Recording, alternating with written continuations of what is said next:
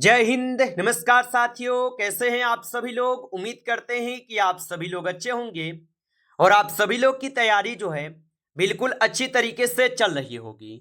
तो साथियों, आज के इस क्लास में हम सभी लोग जो है MPESB हॉस्पिटल असिस्टेंट एग्जाम 2026 के लिए टॉप ऐसे इंपोर्टेड और चुनिंदे प्रश्नों को देखेंगे जो कि साथियों आपके 24 जून के एग्जाम के लिए काफी ही इंपोर्टेंट है।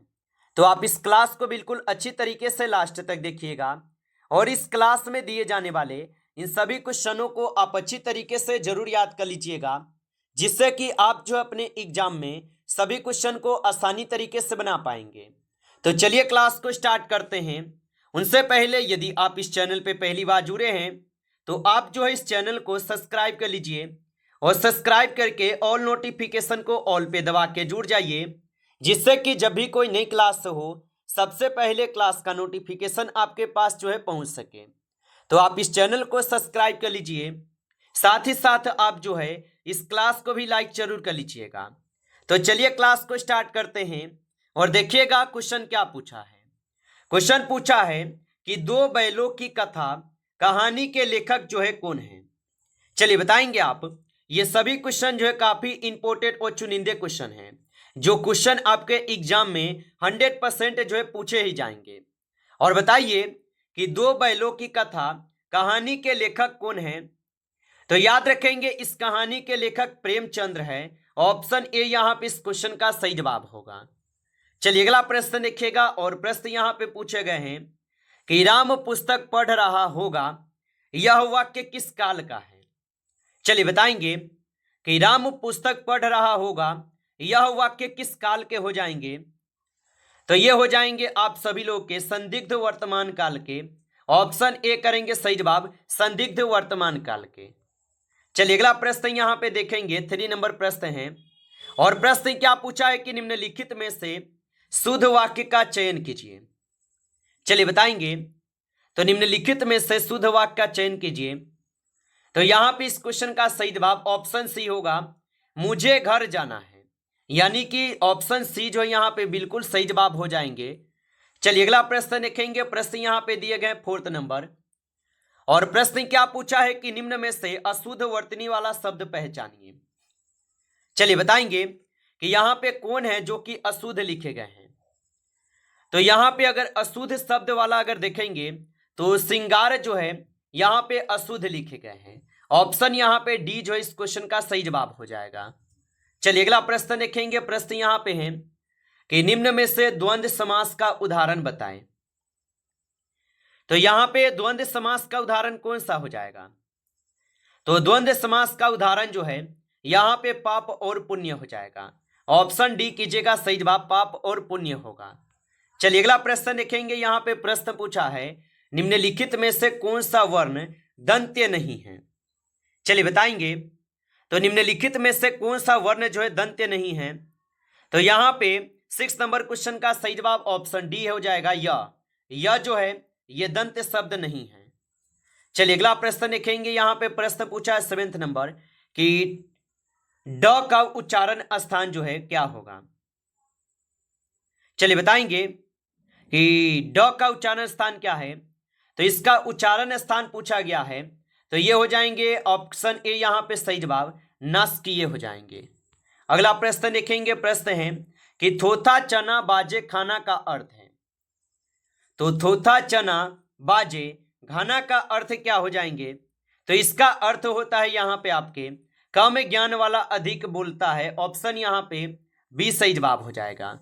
चलिए अगला प्रश्न देखेंगे। प्रश्न यहाँ पे है कि ममता और कौन सी संज्ञा है। तो ममता कौन सी संज्ञा हो जाएगा। तो ममता हो जाएंगे आपके भाववाचक संज्ञा। ऑप्शन ए यहाँ पे इस क्वेश्चन का सही जवाब है भाववाचक संज्ञा।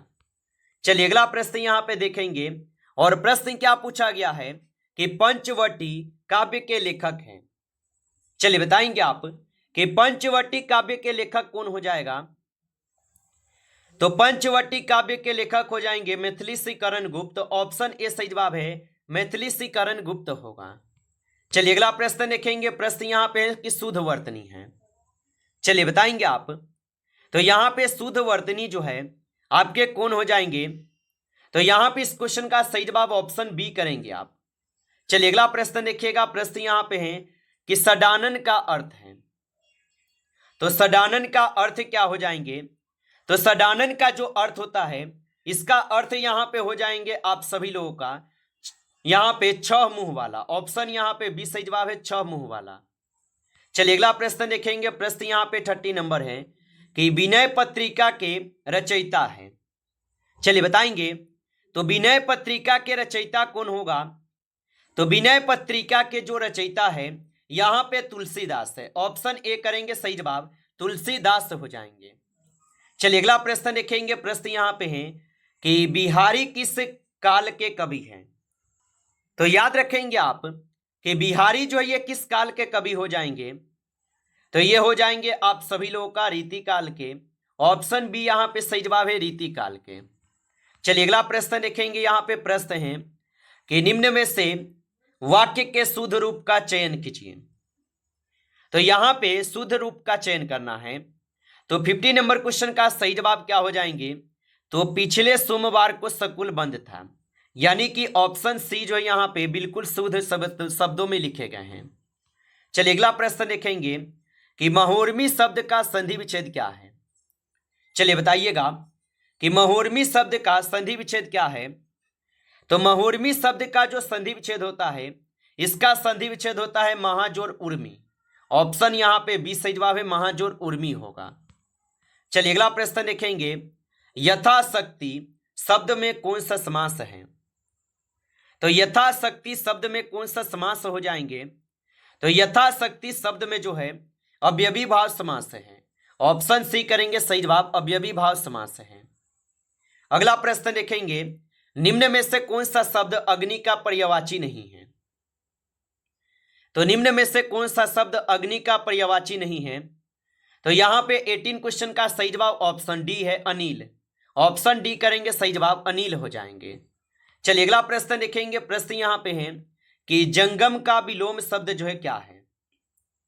तो यहां पे जंगम का जो विलोम शब्द होगा यहां पे हो जाएंगे आपके स्थावर। ऑप्शन सी करेंगे सही जवाब, स्थावर हो जाएगा। चलिए अगला प्रश्न देखेंगे। प्रश्न यहां पे 20 नंबर है कि गुल्लर का फूल होना मुहावरे का अर्थ क्या है? चलिए बताइएगा। तो गुल्लर का फूल होना मुहावरे का अर्थ होता है दुर्लभ वस्तु होना। ऑप्शन यहां पे क्या है?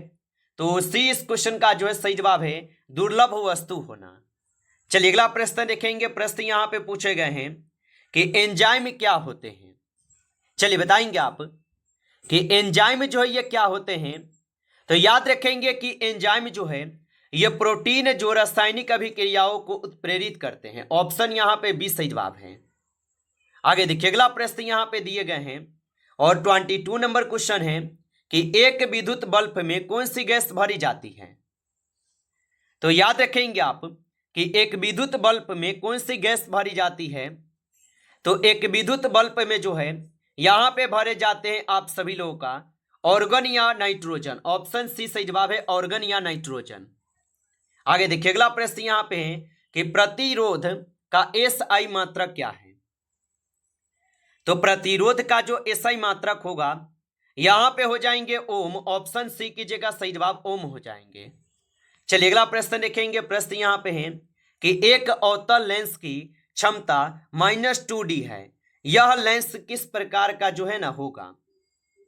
तो एक अवतल लेंस की क्षमता -2D है, यह लेंस किस प्रकार का होगा? तो ये हो जाएंगे अवतल लेंस। ऑप्शन यहां पे बी करेंगे सही जवाब, अवतल लेंस होगा। चलिए अगला प्रश्न देखेंगे। प्रश्न यहां पे 25 है कि निम्नलिखित में से कौन सा अलैंगिक प्रजनन का उदाहरण है?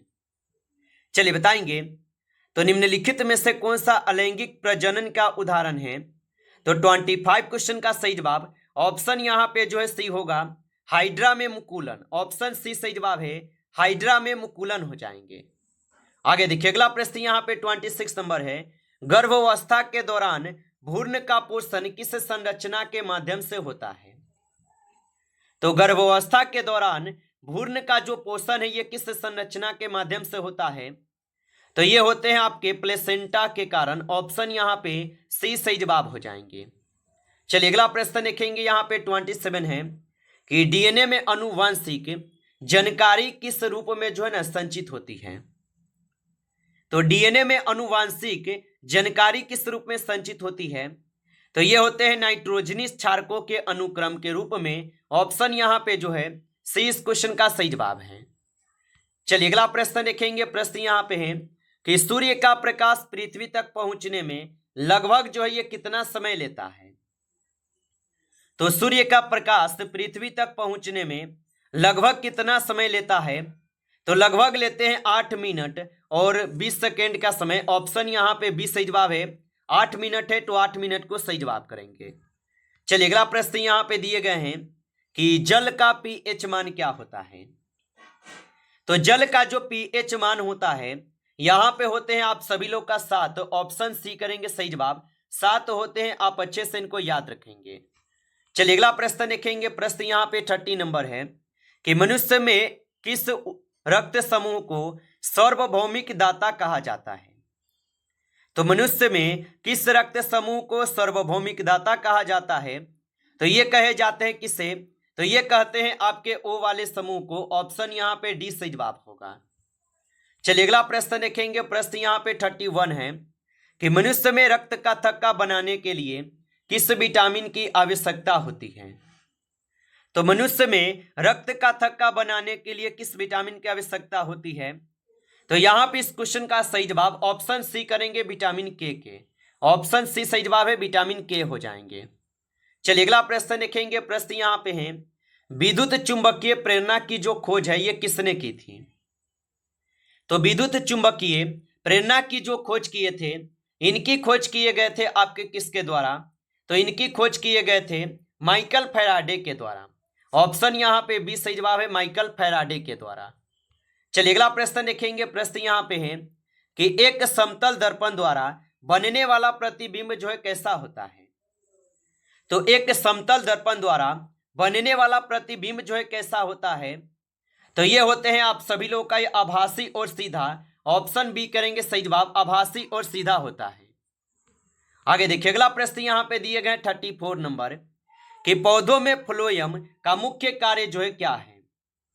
चलिए बताइएगा आप। तो पौधों में फ्लोएम का जो मुख्य कार्य है क्या हो जाएंगे? तो पौधों में फ्लोएम का मुख्य कार्य जो है यहाँ पे भोजन का परिवहन होगा। ऑप्शन सी कीजिएगा सही जवाब। चलिए अगला प्रश्न देखेंगे। प्रश्न यहाँ पे है कि ग्रीन हाउस प्रभाव का मुख्य कारण क्या है? तो ग्रीन हाउस प्रभाव का मुख्य कारण क्या है? तो ग्रीन हाउस प्रभाव का मुख्य कारण जो है कार्बन डाइऑक्साइड, मीथेन, जल वाष्पी जैसी गैसों का बढ़ना है। ऑप्शन यहाँ पे 20 क्वेश्चन का जो है सही जवाब है। नमस्कार साथियों, इस क्लास में आपके टॉप 35 क्वेश्चन थे जो काफी इंपॉर्टेंट क्वेश्चन थे। साथियों यदि आपको क्लास अच्छा लगा हो तो आप इस क्लास को लाइक कर लीजिएगा। नए जुड़े हैं आप इस चैनल पे तो चैनल को सब्सक्राइब करके ऑल नोटिफिकेशन को भी ऑल पे दबा के जुड़ जाइए, जिससे कि जब भी कोई नई क्लास हो सबसे पहले क्लास का नोटिफिकेशन जो है आपके पास पहुंच सके। तो आप इस चैनल को सब्सक्राइब कर लीजिएगा। चलिए फिर मिलते हैं आपसे एक नेक्स्ट टॉपिक के साथ नेक्स्ट क्लास में। तब तक के लिए जय हिंद, जय भारत।